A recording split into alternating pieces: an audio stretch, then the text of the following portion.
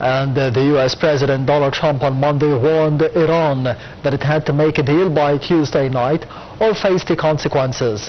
Trump had earlier vowed to enforce the Tuesday night deadline for Iran to agree to a ceasefire deal or face the broad attacks on power plants and the other critical infrastructure.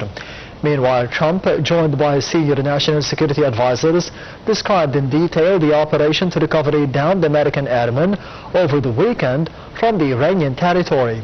He added that hundreds of American forces were involved in the search and recovery mission and to prevent the Iranians from finding him first.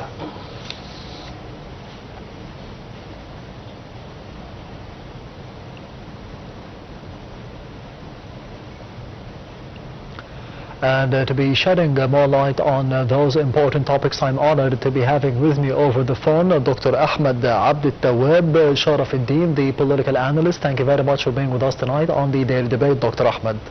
Well, thank you, Ahmed. Thank you for having me.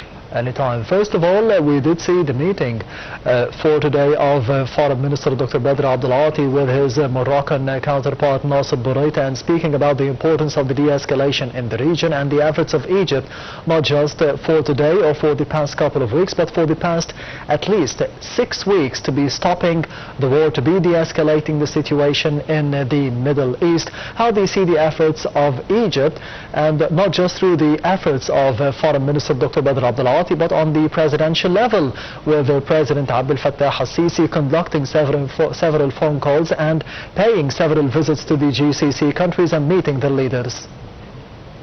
Well, as you know, Ahmed, now the situation is just getting very clear, and we need to understand that Egypt's efforts in the context of a potential ceasefire between the U.S. and Iran can be understood as part of its broader, long-standing role as a regional stabilizer and diplomatic mediator in the Middle East. Although Cairo is not a direct party to the conflict, but it possesses significant political capital, strategic credibility, and diplomatic experience that enable it to contribute meaningfully to the de-escalation efforts. At the forefront of Egypt's role is its commitment to preventing regional escalation.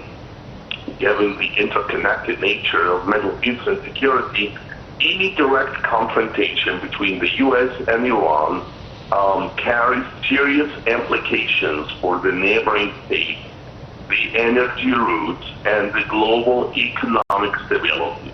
Egypt, therefore, has a clear strategic interest in containing tensions and promoting a ceasefire, as instability in the Gulf can reverberate across the entire region, including the Eastern Mediterranean and North Africa. The key dimension of Egypt's contribution lies in quiet diplomacy and back-channel communication. And Egypt has historically maintained a balanced relations with multiple actors through diplomatic channels, both public and discreet. Egypt facilitates message transmission, clarify intentions, and reduce the risk of miscalculation between Washington and Tehran. So this form of behind-the-scenes diplomacy is often more effective in highly sensitive crises where direct engagement is politically constrained. Ahmed? Yes, Dr. Ahmed, today we have seen several phone calls conducted by Foreign Minister Dr. Badr Abdulati to be discussing the de-escalation in the Middle East, including with his counterparts from Canada and Germany. For the past couple of days, we have seen Dr. Badr Abdulati also conducting phone calls with the Iranian counterpart Abbas Araghchi, for example, as well as the U.S. Special Envoy to the Middle East, Steve Witkoff, to be finding ways of stopping the war as soon as possible. How do you see the Egyptian mediation efforts for the past couple of days? It could be proposing an end, and it could be having a ceasefire, as we have heard for the past few hours, to be ending the war between the U.S., Israel, and Iran.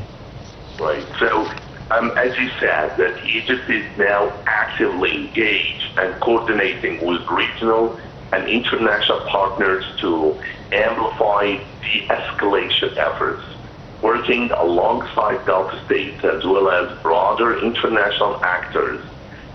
Cairo contributes to building a collective diplomatic front that encourages restraint.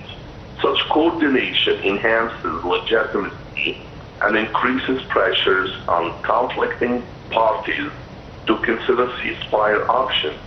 Egypt's participation in multilateral frameworks also allows it to advocate for solutions that balance security concerns with political reality.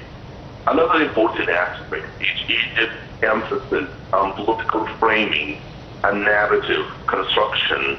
So Egyptian diplomacy, as a matter of fact, often promotes language centered on stability, sovereignty, and peaceful resolution. So by shaping the discourse around this crisis, encouraging terms such as dialogue, de-escalation, and regional security, Egypt helps create a rhetorical environment more conducive to negotiation.